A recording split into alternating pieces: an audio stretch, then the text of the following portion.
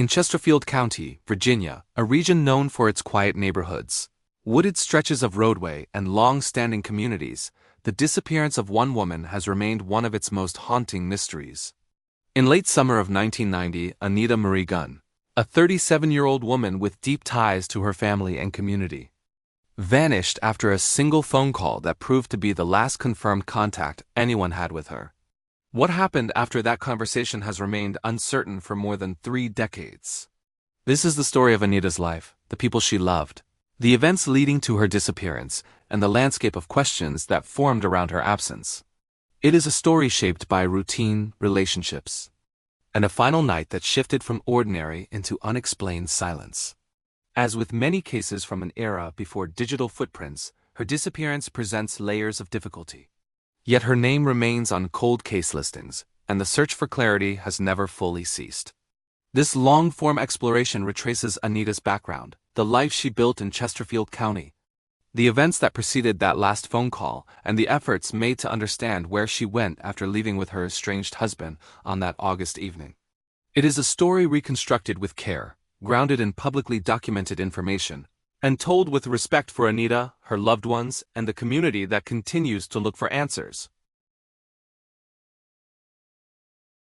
Welcome to Fatal Secrets of True Crime, where details matter. Anita Marie Gunn was born in July of 1953, placing her at 37 years old at the time of her disappearance in 1990. She was a woman described through records and recollections as down-to-earth, familiar with the everyday rhythms of working life, and connected to a family structure built on shared responsibilities. Her appearance was noted in public filings. A white woman, around 5 feet tall, about 110 pounds, with brown hair and green eyes. She had pierced ears and at different times may have used additional surnames including Donovan, Southworth, or Williams. These details would later help with identification efforts and public awareness campaigns. At the time she disappeared, Anita lived in the Shady Hill Trailer Park, located on Jefferson Davis Highway, a residential area where people formed community through proximity, daily routines, and shared local spaces. Her life, like many around her, involved the steady balance of personal commitments, work-related duties, and the complexities that shape relationships over time. Those close to Anita knew she was navigating a period of transition. She had an estranged husband, and the dynamics of their relationship had become part of her daily challenges. Yet her family structure offered support. She maintained regular contact with her sister, and the two spoke frequently enough that sudden silence would later become an immediate red flag. Her early life and the years before 1990 were marked by the ordinary patterns of adulthood: building relationships, maintaining a home, and working through personal challenges. Though many details about her private life are not found in public documentation, the foundation of her days reflected a familiar blend of stability and conflict, resilience and striving, woven into the unique fabric of her life in Chesterfield County. In the days preceding the end of August 1990, Anita continued following her routine at home. Nothing publicly documented from those days indicates that she expected a significant change. She did not share fear or concern with her sister or others close to her. According to available information, Anita had been in contact with her estranged husband during that period. Their relationship had reached a difficult stage, and they were attempting to determine what direction their future would take. They communicated enough that meeting for dinner on the evening of August 31st did not surprise those familiar with the situation. It suggested that Anita was trying to work through unresolved tensions or commitments connected to their relationship. The days leading up to her disappearance were quiet from an investigative standpoint. There were no reported conflicts, no police involvement, and no indications pointing toward a sudden, unexplained departure. She appeared to be continuing her normal routines with no visible disruptions. For relatives, this made the events that followed all the more difficult to understand. There had been no sign that anything in her life was spiraling or that immediate concerns existed. Yet beneath the surface, strained relationships often carry complexities that outsiders may not fully grasp. Anita's interactions with her estranged husband were part of that private landscape. The days leading up to her disappearance appear calm on the surface, but emotional and relational difficulties can remain hidden until a pivotal moment brings them into focus. August 31st, 1990, became the defining date in this case, the last time Anita Marie Gunn was known to be alive. On that evening, she was at her home in the Shady Hill Trailer Park, situated along the Jefferson Davis Highway corridor. Her family knew where she was and understood she had been in contact with her estranged husband that day. At some point that evening, Anita and her husband met for dinner. According to later investigative sources and information shared with the public, the two sat down for a meal, talking through their relationship and the issues they faced. It was the kind of dinner that might mark a turning point, a moment of possible reconciliation, or at least an opportunity to clarify unresolved matters between them. After the meal, Anita returned home. At approximately 8 p.m., she spoke by phone with her sister. This call is one of the most important elements of the case. During the conversation, Anita told her sister that she had just returned from having dinner with her estranged husband, and that the two planned to continue the evening together. She said she would be going to his home with him to try to work out their marital problems. This detail establishes the final confirmed plan in Anita's known timeline. She was preparing to leave her residence with the intention of going to her husband's home. The conversation ended without any indication that she felt unsafe. There were no signs of distress noted by her sister. This phone call, brief, ordinary on the surface, and entirely unremarkable in tone, became the last moment in which anyone could definitively say they heard from Anita. After she ended that call, no one else spoke to her and no reliable sightings were reported. When the night came to a close, Anita had not reached out to anyone. She did not return home. She did not call to update her sister or anyone else. She simply vanished. When Anita failed to make contact the following day, her family became uneasy. This unease quickly grew into concern. Anita had responsibilities, relationships, and consistent communication patterns that made absence unusual for her.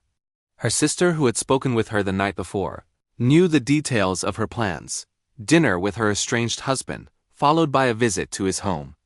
When Anita did not check in, family members understood immediately that something was wrong. Attempts to reach her through her residence yielded no response. She was not at home, and there were no immediate indications of where she may have gone. Loved ones spoke with neighbors, contacted people who might have seen her, and tried to determine whether she had changed her plans. No one had information. With each passing hour, the worry deepened. Her sister, the last person to speak with her, became increasingly certain that Anita's silence was a sign of trouble. This led to the filing of a missing person report.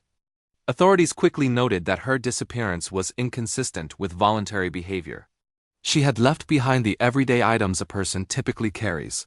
Personal belongings and essentials remained at her home. There was no evidence that she had packed or planned a long-term separation from her life and responsibilities. Her absence felt sudden, and the last known person with her that evening, her estranged husband, would naturally become a central figure in the investigation. Once the missing person report was filed, Chesterfield County authorities began reconstructing Anita's movements on August 31st. The last confirmed detail was the phone call. She had eaten dinner with her estranged husband and planned to go with him to his home. Investigators interviewed family members, neighbors, and anyone who had recently interacted with Anita. They attempted to locate her estranged husband and clarify the events of the evening from his perspective. The investigation faced immediate obstacles. Anita was last known to be in a private residence and not in a public place. There were no eyewitnesses to her departure after speaking with her sister. No surveillance systems were available in 1990 to trace her movements. There was no digital communication trail to establish her route or location. Without hard evidence, interviews became the primary investigative tool. Authorities reviewed her residence and her general living environment at the trailer park. Her belongings indicated no intention of leaving permanently. Items that would typically accompany someone planning a long-term departure remained untouched. As days passed, investigators looked for any forensic clues, physical evidence, items out of place, or signs of struggle. None were found publicly available. Anita's estranged husband remained a central figure in the timeline, given that she was last known to be with him. However, public documentation does not indicate any charges or confirmed developments connecting him to her disappearance. The information available simply notes that she intended to go to his home and vanished afterward. For Anita's family, the weeks following her disappearance were emotionally devastating. Her sister replayed their phone call over and over, analyzing each detail. Had there been a hidden clue? A sign of concern that she missed? Was Anita masking fear? Or had she trusted that the evening would be an opportunity for resolution? Her disappearance fractured the normal rhythm of family life. Birthdays, holidays, and yearly milestones passed without her. Loved ones experienced an enduring grief that never fully resolved. The uncertainty became an ongoing presence, a question that colored every memory and moment connected to Anita. Her family held on to hope that answers would eventually surface, but each year made the mystery feel heavier. Without definitive information, the emotional toll deepened, leaving her family caught in the unresolved space between possibility and heartbreak. Over the course of the investigation, occasional leads appeared: potential sightings, tips, or statements from individuals who believed they might have seen someone resembling Anita. None were verified. Authorities examined all angles. Her relationship with her estranged husband, the dinner they shared hours before her disappearance, the drive or route she might have taken afterward, her personal associations, any individuals with potential knowledge or involvement. But without concrete evidence, the case lacked a breakthrough. No physical trace of Anita was found. No recovered belongings were tied to her disappearance. No one reported seeing her after the phone call with her sister. The absence of information became one of the most challenging aspects of the investigation. Anita's case entered a cycle familiar to many missing person cases from the pre-digital era. Limited leads, fading memories, and the gradual movement of life around an unresolved absence. While the case did not receive widespread national attention, those in Chesterfield County who knew Anita or lived near her felt the impact of her disappearance. Conversations within the community reflected confusion and concern. The idea that a woman could vanish after what seemed like an ordinary evening with her estranged husband unsettled many. Neighbors in the Shady Hill trailer park spoke with investigators and shared what they remembered. Some recalled seeing Anita earlier in the day. Others remembered nothing unusual. People wanted to help, but the silence surrounding her departure limited what anyone could offer. Even without extensive media coverage, her story circulated among residents, and the memory of her disappearance remained part of the area's history. As months turned into years, Anita's disappearance remained unresolved. Entries in missing person databases, cold case archives, and law enforcement bulletins preserved her name and details. But the investigation slowed as new cases emerged and earlier leads reached dead ends. The case was hindered by its era. No digital records, no cell phone tracking. Limited forensic science. Few documented eyewitness accounts. As time passed, potential witnesses moved, and possible evidence became more difficult to interpret. But the passage of time also brought new opportunities. Public interest in cold cases increased. New technologies emerged. Organizations dedicated to unsolved cases began highlighting stories like Anita's, amplifying awareness beyond the local community. Today, more than 3 decades later, the case of Anita Marie Gunn remains open. She has not been located. No remains have been identified.